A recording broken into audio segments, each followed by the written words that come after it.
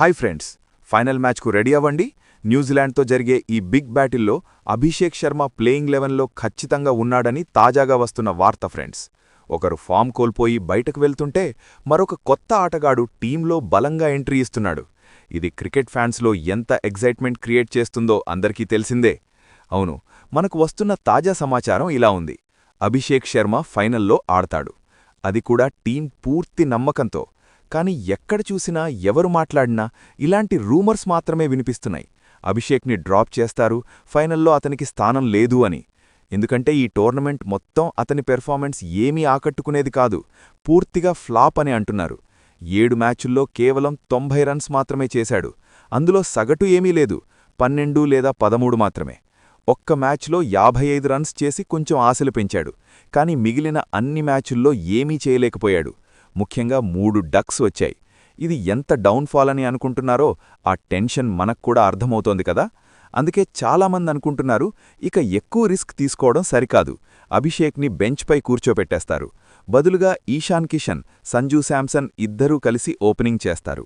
Batting ఆర్డర్లో కొంచెం మార్పులు చేసి ఒక బౌలర్నో లేక ఆల్రౌండర్నో టీంలోకి తీసుకుంటారు అని. ఇలాంటి డిస్కషన్స్ వినడం వల్ల మనక్కూడా ఎంత టెన్షన్ వస్తుందో తెలుసు. కానీ వెయిట్ చేయండి, ఇక్కడే ట్విస్ట్ ఉంది. కానీ మన దగ్గరికి వచ్చిన లేటెస్ట్ ఇన్ఫర్మేషన్ ఇలా ఉంది.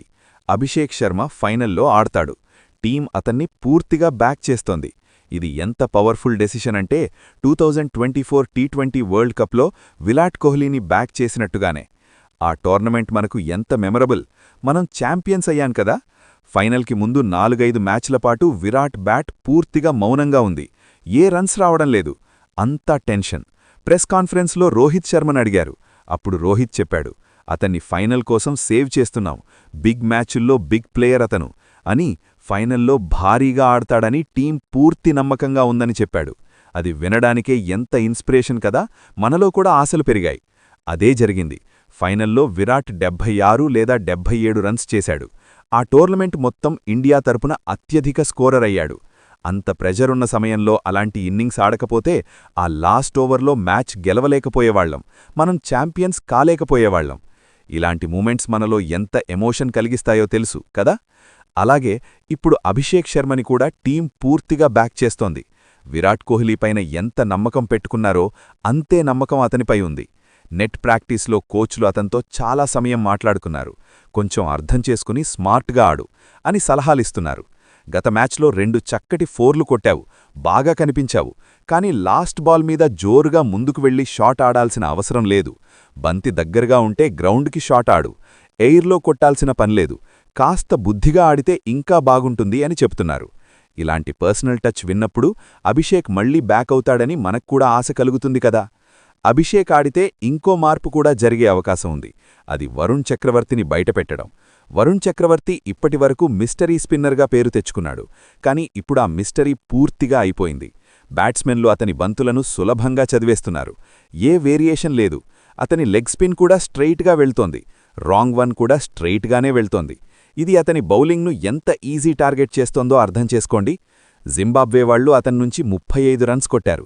సౌత్ ఆఫ్రికా వాళ్లు 47 రన్స్ తీసుకున్నారు. ఇంగ్లండ్ వాళ్లు 4 ఓవర్లలో 64 రన్స్ కొట్టి బాగా బరువెక్కించారు. చివరి 4 మ్యాచ్లో కేవలం 4 వికెట్లు మాత్రమే తీశాడు. అతని బౌలింగ్ యావరేజ్ 45 చుట్టూ ఉంది. ప్రతి మ్యాచ్లో 4 ఓవర్లకు సుమారు 45 రన్స్ ఇస్తున్నాడు. ఎకానమీ రేటు 11 పైనే ఉంది.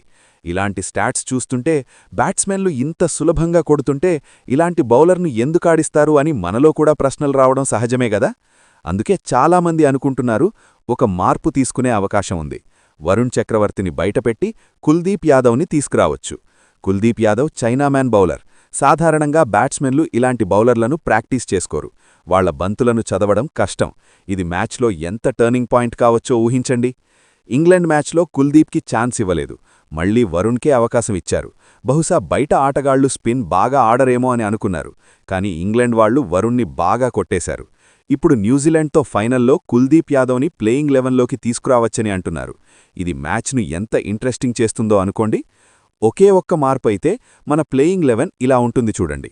సంజూ శాంసన్, అభిషేక్ శర్మ, ఈశాన్ కిషన్, సూర్యకుమార్ యాదవ్, తిలక్ వర్మ, హార్దిక్ పాండ్యా, శివం దూబే, అక్షర్ పటేల్, వరుణ్ చక్రవర్తి లేదా కుల్దీప్ యాదవ్లో ఒకరు, జస్ప్రీత్ బుమ్రా, అర్ష్దీప్ సింగ్. ఇలాంటి లైనప్ చూస్తుంటే మీకు ఎంత ఎగ్జైట్మెంట్ అనిపిస్తోందా? లేక అభిషేక్ని కూడా తీసేసి బదులుగా రింకు సింగ్నో లేక వాషింగ్టన్ సుందర్నో తీసుకోవాలని అనిపిస్తోందా? ఈశాన్, సంజు ఇద్దరూ ఓపెనింగ్ చేసి బ్యాటింగ్ ఆర్డర్ మార్చేయాలా? మీ అభిప్రాయం ఏంటో కామెంట్లో చెప్పండి స్నేహితులారా. మీ థాట్స్ వినడానికి ఎంత ఆసక్తి! ఈ వీడియో చూసినందుకు చాలా చాలా థ్యాంక్స్. నచ్చితే లైక్ చేయండి అండ్ సబ్స్క్రైబ్ చేయండి.